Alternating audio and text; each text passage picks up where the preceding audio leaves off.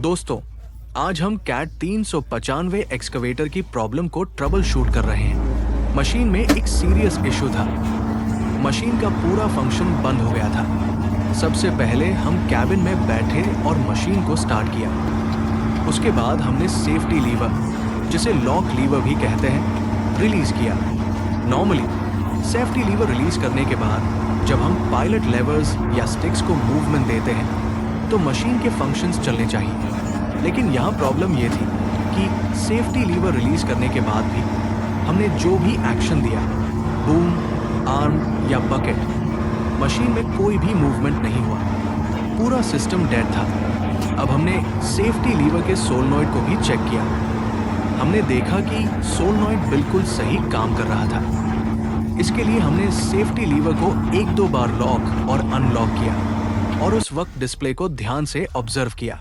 Display में सब कुछ नॉर्मल था। सोलिनॉइड के सिग्नल्स प्रॉपर्ली रिस्पॉन्ड कर रहे थे। कोई एरर कोड या वार्निंग मैसेज शो नहीं हो रहा था। मतलब सिस्टम के हिसाब से सेफ्टी लीवर और उसका सोलनॉइड दोनों ठीक थे। लेकिन फिर भी मशीन के फंक्शंस काम नहीं कर रहे थे। सबसे पहले हमने लैपटॉप कनेक्ट करके सिस्टम को ट्रबल शूट किया। डिस्प्ले में भी एरर कोड्स चेक किए, लेकिन कहीं भी कोई फॉल्ट या एरर कोड शो नहीं हुआ। सिस्टम के हिसाब से सब कुछ नॉर्मल था, लेकिन मशीन काम नहीं कर रही थी। फिर हमने मैन्युअली हाइड्रोलिक प्रेशर चेक करने का फैसला किया। दोनों पंप्स, फ्रंट और रियर पर गेज लगाकर टेस्ट किया। रिजल्ट ये था कि दोनों पंप्स का प्रेशर 0 था। सिर्फ पायलट प्रेशर सही आ रहा था। अब आप यहाँ देख सकते हैं कि हमने प्रेशर गेज से एक पाइप अलग किया है। नॉर्मली इस पाइप से ऑयल आता है और इसी पाइप के थ्रू प्रेशर गेज में रीडिंग शो होती है। लेकिन इस केस में जब हमने पाइप को डिस्कनेक्ट किया तो क्लियरली देखने को मिला कि इस पाइप से बिल्कुल भी ऑयल नहीं आ रहा है। मतलब पंप से आउटपुट प्रेशर जनरेट ही नहीं हो रहा। इसी वजह से प्रेशर गेज पर भी कोई रीडिंग नहीं आ रही थी और मशीन के सारे फंक्शंस बंद थे। इसके बाद हमने डिसीजन लिया कि पंप को रिमूव करके डिसमेंटल करना होगा। हमने पंप को निकाला और अपनी वर्कशॉप में ओपन किया। जब पंप खोला तो हमें पता चला कि अंदर का पूरा मैकेनिज्म डैमेज हो चुका था। पंप के अंदर कुछ भी यूजेबल नहीं बचा था। सब कुछ स्क्रैप हो गया था। जैसे कि आप यहां देख सकते हैं, जब हमने पंप को डिसमेंटल करके खोला तो इसके अंदर के सारे पार्ट्स बिल्कुल टूट फूट गए थे।